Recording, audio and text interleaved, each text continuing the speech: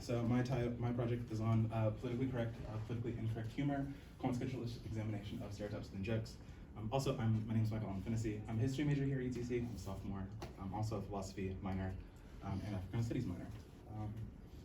I don't think it's just let's get into it. I'm sorry to interrupt you. Sorry. How much time do you want to leave for questions? Like 5 to 10 minutes. Okay. I've timed myself, so you did? I Oh, feel you like I'm got it. pretty on Okay, time. cool. In the past few years, I feel like you've seen a lot more stand-up comedians coming under a lot of pressure for the jokes they're telling during their stand-up comedy shows that contain stereotypes. Media outlets are saying that not only do these jokes have the capacity to offend, but they also might have the potential to encourage actual harm on the subjects that they're joking about. But on the other side of that, you have the comedians and comic enthusiasts saying that it's like they view this push towards cancel culture and push towards political correctness as an affront to their comedy. We'll get into it a bit later in the presentation, but you'll see that saying things that you can't normally say and bending these social norms is kind of essential to humor. And so I had 3 questions that I started out with. Is laughing at stereotypes indicative of implicit prejudice? Is the use of stereotypes and jokes inherently harmful? And then do politically correct standards ruin humor? So like I said, if the point of humor is to bend those social norms and say things you can't normally say, is there a way to do that without being politically incorrect or without completely offending people or overly offending people? And so there are 2 main positions to this. There's the cognitive position, and that centers on, jokes, connection between jokes and cognitive states. So essentially saying that what you find humorous depends on the beliefs that you hold. The main proponent of this is Ronald D'Souza. And he essentially says that people can adopt hypothetical beliefs. So if I were to say a joke 2 elephants walk into a room or walk into a bar, no one's gonna stop me and say that could never happen. They can adopt that belief. But he says you can't really adopt emotional attitudes. So if I were to say a sexist joke that was derogatory to women, and you laughed at that, he's of the position that you have to hold those emotional attitudes to actually find that funny. A lot of philosophers, myself included, have kind of come to the idea that the recognition of stereotypes isn't inherently the endorsement of those stereotypes. And so you get Neil Schaefer, who writes about how humans really have this unique ability to shift and suspend our mindsets and really believe whatever we want to believe.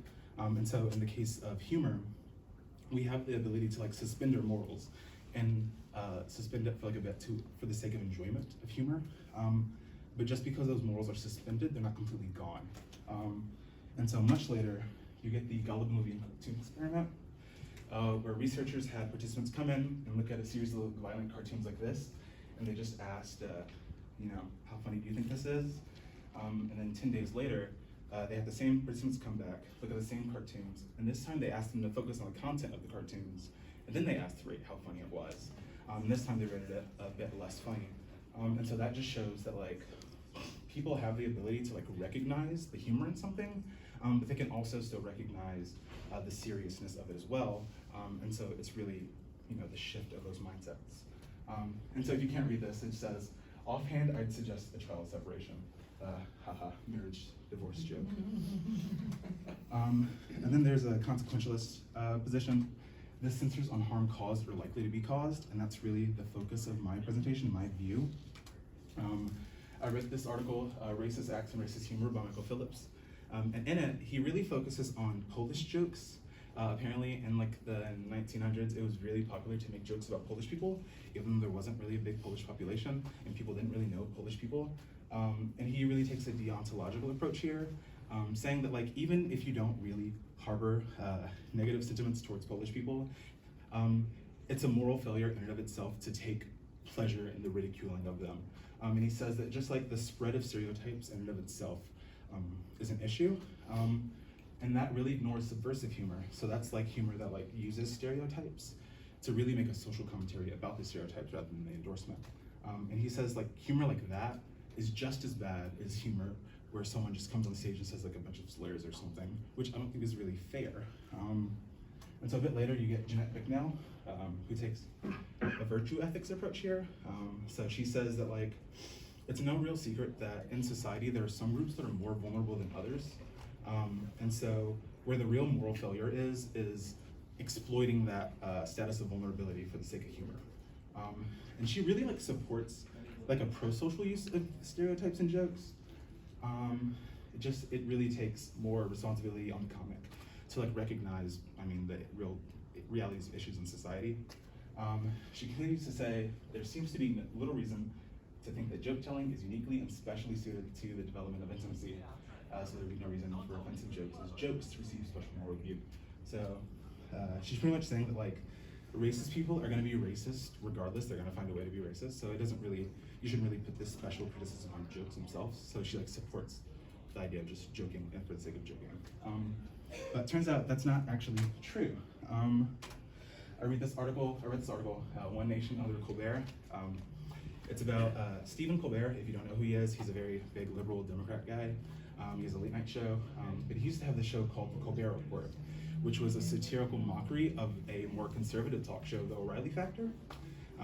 And what researchers found out is that college students who watched The Colbert Report, the mockery of it, were actually more likely to become conservative or like believe the conservative values that they were mocking than if they had just watched The O'Reilly Factor.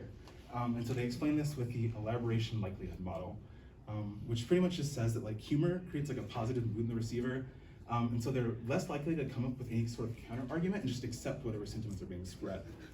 And that really points to humor as a really potentially powerful rhetoric tool, and it completely goes against what Bicknell was saying, that it doesn't really deserve that special consideration. I think this really goes to show that it really does deserve really careful examination. And so that's why I go further. You get the norm prejudice theory, where there are 2 studies done. In the first one, they had a list of 20 social groups, and they had participants come in and just rate how acceptable it was to like ridicule each group, and they came up with 3 different categories. There was the unjustified prejudice group. So these are groups that people generally agree that like it's never okay to like ridicule and make jokes about them. It included like poor people, fat people, disabled people. I should also say that this study was done in South America, not the United States. So social demographics, whatever. And then justified prejudice groups were groups that people generally agreed and maybe even encouraged ridicule towards. So that includes like politicians, religious people, and bald people were in that group as well. And then there's normative ambiguity groups. And so that's, a lot of people agree that it's perfectly okay to ridicule them. Other people say that it's not okay. And so these are groups that are in this sort of transitional phase in society, like in their vulnerability, as Jeanette would put it. And so, this includes like gay people, women, children, elderly, and men. And then in the second study, what they did was they grabbed one group from the justified prejudice, politicians, and then one from the normative ambiguity, gay people. And they had participants, they read them either 5 derogatory statements about the group, and then they read them 5 derogatory jokes about the group. And what you see is after they had them take a self-reported social susceptibility survey. And what you see here is that the people who read the jokes about gay men were more likely to admit they had prejudices towards these gay people rather than the people who read the serious comments. And then when you look at the politicians, the justified prejudice group, you see it's about the same. And so what this goes to show is that people who are high in prejudice aren't really internally motivated to just suppress that prejudice, but they're motivated to conform to group norms. And so in the context of humor, the people who are high in prejudice are feeling legitimized by the sentiments that are being spread through the jokes and the laughter. They feel like they're accepted in believing their prejudice. And so this really goes to show that when you're joking about something as complex as race or gender or any of these issues, there's some norm that's being expressed, whether it's intentional or not. And so I think it's important to take a step back a little bit and examine the source of the laughter. And so I talk about the humor theories. Historically, there have been 3 different distinct theories of humor, but I think it makes a lot more sense if you unify it. It's one expanded framework. The theory of incongruity is the most popular and widely accepted theory of humor. It was popularized by Immanuel Kant, who essentially says that things are funny because they violate our mental patterns. Things are funny because they're absurd. And so you get the easiest theory to integrate into this new framework is the relief theory. Historically, it was understood that laughter was really the release of nervous energy. Freud said it was suppressed emotions, obviously. And then a bit later, you get this Wickert et al. Study where they find out that pain and anxiety are positively correlated to funniness. So the more pain or anxiety is experienced by a joke, the funnier people will find it. And that's because there's more surprise and resolution to the joke. So I call it the influence of the expectation. And then you have the superiority theory.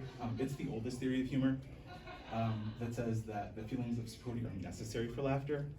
Thomas Hobbes in Leviathan says that like humans are like naturally competitive, and because of that, we're like attuned to feelings that we're winning or that we're losing. And so when we have feelings that we're winning, we laugh.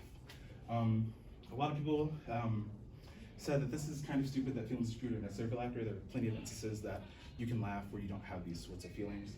But I do notice that most morally questionable instances of humor do depend on these sorts of ideas, these feelings of superiority.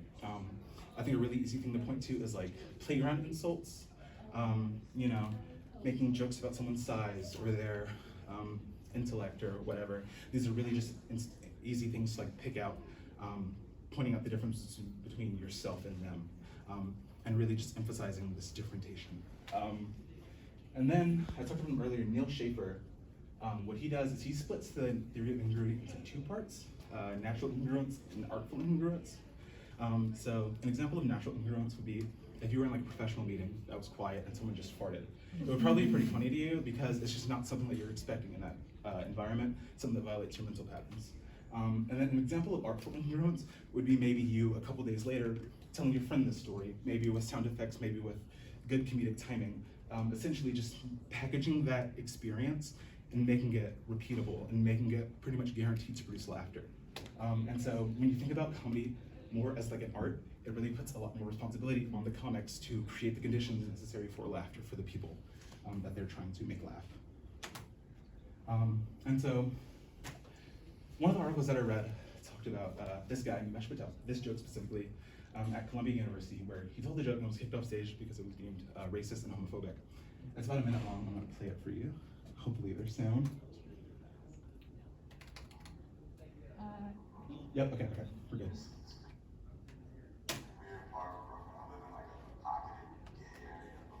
I'm not going to hear it. It's very strange because I have my own personal queer eye. Every time I leave my apartment, this guy named Fabrice, I named him Fabrice because he wears like these like fishnet shirts, like the shirts with the holes in it, which I guess are practical when someone throws some sand at you, you can catch it. But he makes fun of me every time I leave my apartment. He's like, your socks don't match your outfit. I was like, I didn't know I had to do that for Fabrice, my bad. But I try to learn things from people all the time. And this is like, it took me a while. If I learned from Fabrice, he's a gay black dude. I said, what can I learn from Fabrice? And it's like, oh, this is how I figured out that being gay can't be a choice. Because no one would choose to be gay if they're already black. I'm not wrong. No one's doubling down on hardship. No black dude ever wakes up, looks in the mirror and thinks, you know what, this black shit, too easy. I'm gonna put on a Madonna halter top and some Jordans and make some Indian dudes real uncomfortable. That's never happened before. Okay, you can see, obviously, he bombed. I watched this video, but this video, it actually hurts to watch how like silent the room is. Yeah. That's like the reason why I will never do stand-up comedy. What you see, okay, yeah. The way that he starts off the joke is, you know, he says, I live in a very weird part of Brooklyn. It's kind of strange. And so he's really putting off this meta message that the area and the people that he's going to be talking about are weird or different and strange.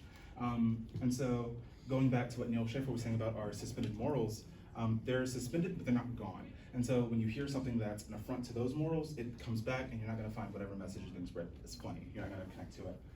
And so there's research that does that. And then, like I said earlier, there's research done that like shows that like anxiety and pain make things funnier. That's only if it's resolved. And he doesn't dispel, he like puts off this vibe that he's homophobic a bit.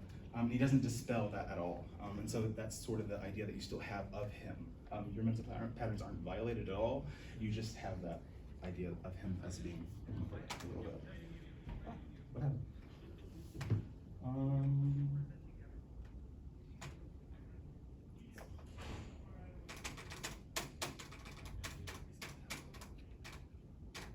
Okay, this is a clip of him saying the same joke, just a little bit differently. I used to live in Hell's Kitchen, which is a fairly diverse neighborhood in New York City. Diverse instead of weird And every time I leave strange. my apartment, be a gay black man that tell me my socks that match my outfit or some other goofy shit. I try to learn things from people all the time. This is a gay black man. So what can I learn from Percy? That's what I named him. Not Percy, but Pursey, because he always had a bag on him. And so what can I learn from Percy? It's a gay black man. So one day I'm looking at him, and I get lost in his eyes for a little bit because he's a pretty guy. So what can I learn from Percy? It's a gay black man. And one day it clicked. It's like, this is how you know that being gay cannot be a choice, because no one would choose to be gay if they're already black. Which is a fairly progressive statement if you let it marinate for more than 2 seconds. Right? It's fairly difficult to be gay in this country. It's fairly difficult to be black in this country. No black person ever wakes up and thinks, you know what, this black shit too easy.